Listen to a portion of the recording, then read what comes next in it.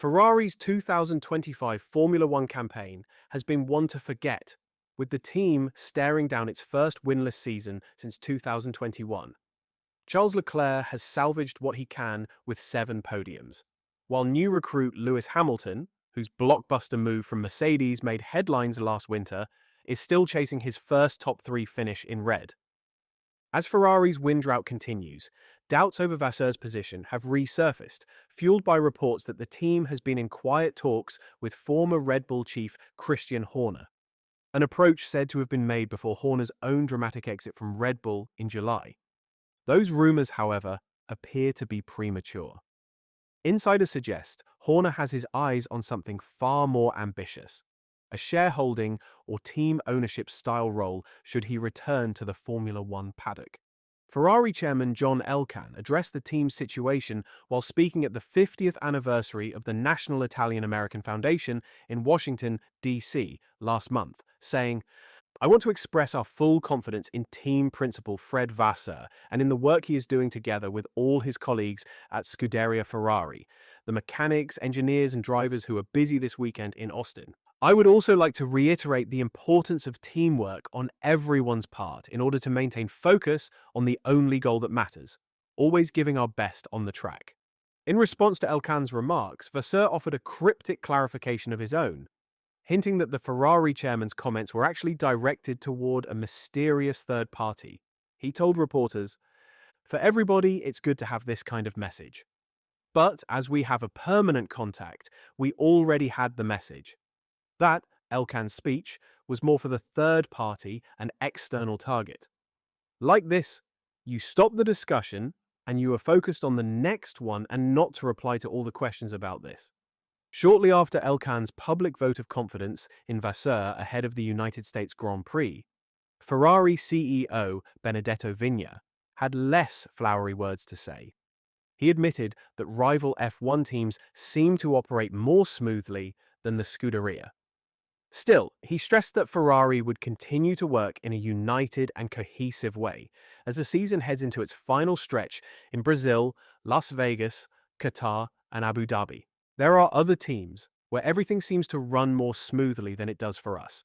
So, we need to make sure that all the ingredients necessary to win are functioning properly. The podium in Mexico makes us happy, but we must keep our feet on the ground. Unfortunately, the season has not gone the way we expected. We will continue to work in a united and cohesive way because there are still 4 races to go, and we must give our best to see how things end. But even with Fred Vasseur receiving internal backing, former F1 Supremo Bernie Ecclestone has branded the Frenchman too weak to succeed as team principal, claiming he lacks the authority needed to steer the Scuderia back to the top. According to Ecclestone, Vasseur simply doesn't possess the ruthlessness that Ferrari demands. The 94-year-old believes that if the Italian giants are to return to championship-winning form, they need a leader willing to make tough, sometimes unpopular decisions. Speaking to Sky.de, Ecclestone said, "The problem is Ferrari needs a dictator at the top to be successful. There is not Italian spoken, but Ferrara. Everyone in Italy talks there and interferes in what is right and what is wrong. Fred Vasseur is too weak and not a dictator." Ecclestone didn't stop there. Turning his attention to Lewis Hamilton, he was equally unsparing, dismissing the Britain's high-profile move from Mercedes to Ferrari as little more than a financial marketing project. In his view, the blockbuster transfer has failed to deliver both on and off the track, with the 7-time world champion struggling to find his rhythm in red. Everything is slipping through his fingers there. He wanted to become world champion there and is now surprised that he can't make it, he said. Hamilton is one of the best of the last 10 years, but not the best. I think in the future he will focus on fashion. Despite the growing speculation and internal tension, one thing about Fred Vasseur is that he's not easily rattled. Behind the scenes, the Frenchman continues to think long-term, laying the groundwork for Ferrari's next generation. And if there's one name that's caught his attention, it's a driver he's described as a very, very big fan of, someone widely seen as the natural successor to Lewis Hamilton. Hamilton's own future at Ferrari remains shrouded in uncertainty. When the seven-time world champion made his blockbuster switch from Mercedes ahead of the 2025 season, expectations were sky high. Yet the much-hyped partnership between Hamilton and Charles Leclerc hasn't yielded the results Ferrari had hoped for. The SF25 has struggled for consistency, leaving Leclerc fifth in the standings with 210 points, 64 clear of Hamilton in sixth. After the Mexican Grand Prix, an ESPN report suggested that senior paddock figures believe Hamilton may not be offered a renewal when his contract expires at the end of 2026, citing a lack of standout performances. The report said, "That seems a premature prediction." But what is clear is that something has not clicked between the British driver and Italian team this year, even if his outright pace relative to Leclerc has not been quite as bad as some naysayers have suggested. So, if Hamilton were to leave, who steps up? Enter Ollie Bearman, the 20-year-old Haas driver who turned heads with a stellar showing in Mexico, leaving a lasting impression on none other than Fred Vasseur himself. F1 pundit Martin Brundle has already tipped Bearman as the man most likely to inherit a Ferrari seat if one opens up. Speaking on the Sky Sports F1 show, Brundle said, "If you give that young man an opportunity, he'll grab it, like he did in Saudi with the Ferrari drive." He kept his head under a lot of pressure, especially in the closing stages with Oscar Piastri's McLaren behind him. He put a move on Max Verstappen, made it stick, didn't go four wheels off the road, just. The moment that there's a seat at Ferrari for whatever reason, then Bearman should be in it as far as I'm concerned. I think he's outstanding, and he's learning fast, and he's making the most of his opportunity. Last year, Bearman was asked directly about the prospect of one day racing for Ferrari. "I hope so. I mean, that would be the dream, right?" he said. "It's not really in my hands. I feel like, but all I can do is perform my best, and that's my goal. Everything that comes after that is not really within my control. I'm focusing on my future with Haas at the moment, and I'm really excited to get started." And according to Dutch commentator Nelson Valkenburg, Vasseur's admiration for Bearman is no secret. Speaking on the Race F1 podcast, he remarked on the Ferrari boss's growing fascination with the young Brit, a relationship that could soon prove pivotal for the team's future.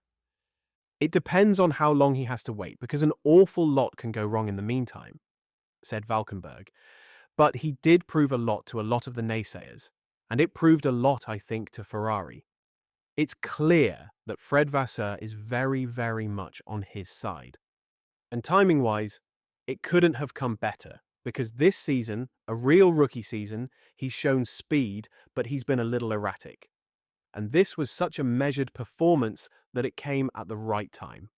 For now, though, Ferrari is pressing ahead with one of its most ambitious technical overhauls in over a decade. Behind the scenes, Scuderia Ferrari is working tirelessly on the Project 678, the car that will compete in the upcoming Formula One season.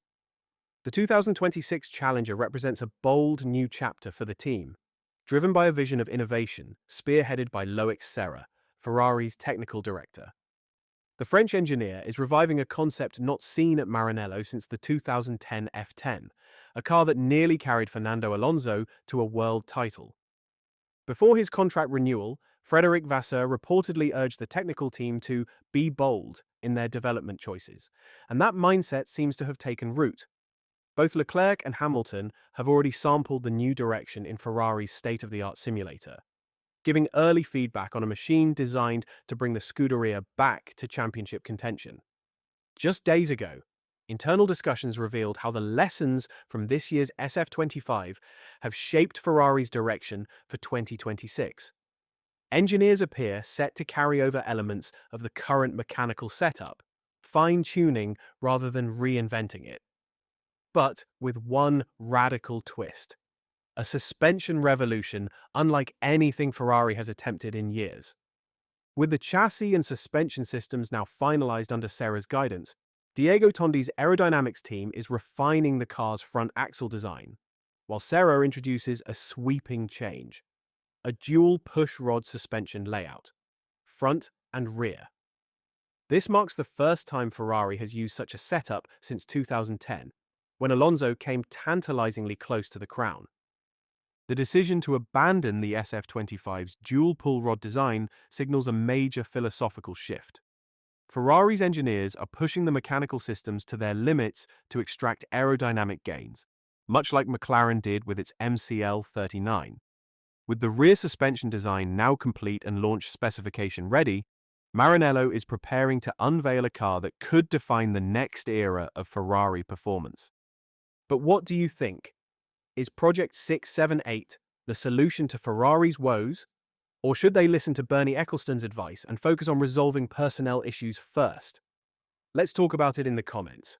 And don't forget to like and subscribe to the channel so you don't miss out on the latest in Formula One. Thanks for watching.